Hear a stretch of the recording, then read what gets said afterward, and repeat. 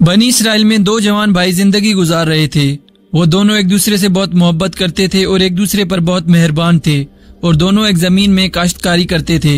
एक भाई शादीशुदा और बच्चेदार था और दूसरा भाई फिक्र तंगदस्ती की वजह से शादी न कर सका। जिस वक्त गंदुम काटने का वक्त आया तो गंदुम काटने के बाद हर एक ने अपने अपने हिस्से की गंदुम अलहदा की। उसके बाद हर एक ने अपना हिस्सा घर ले जाने का इरादा किया। गुरूब के वक्त बड़े भाई ने छोटे भाई से कहा, मुझे जरा काम है, मैं अभी घर से होकर आ रहा हूँ, तुम गंदुम की देखभाल करो। जिस वक्त बड़ा भाई घर गया तो छोटे भाई ने अपने आप से कहा, मैं अकेला हूँ, बीवी बच्चे तो है नहीं और मेरा खर्चा भी कम है, लेकिन मेरा भाई शादीशुदा है और उसके बीवी बच्चे भी हैं। इस गंदुम के अलावा उसके पास और कुछ है ही क्या?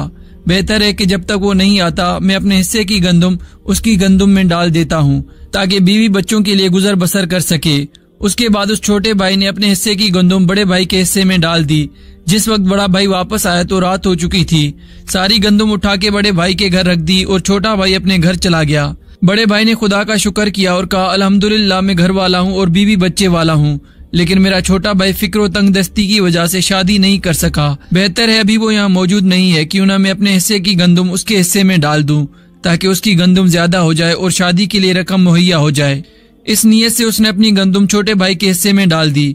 जब खुदावंद मुताल ने उन दोनों भाइयों में खैर ख्वाही, मुसावात, सुलह रहमी को देखा तो दोनों भाइयों के रिस्क में इजाफा किया और इन दोनों को फिक्र और तंगदस्ती से निजात दी। उसके बाद जब सुबह को दोनों भाइयों ने अपनी अपनी गंदुम उठाई तो देखा कि गुज़िश्ता साल की निस्बत इस साल गंदुम दुगनी है। वो दोनों बहुत ताज्जुब करने लगे और हर एक ये ख्याल करने लगा कि गंदुम के ज्यादा होने का सबब मैं हूँ कि मैंने अपने हिस्से की गंदुम उसके हिस्से में डाल दी है। लेकिन ये दोनों नहीं जानते थे कि भाईचारा, एक दूसरे से नेकी और सुलह रहमी की वजह से खुदावंद मुताल ने इन दोनों की गंदुम में बरकत अता फरमाई।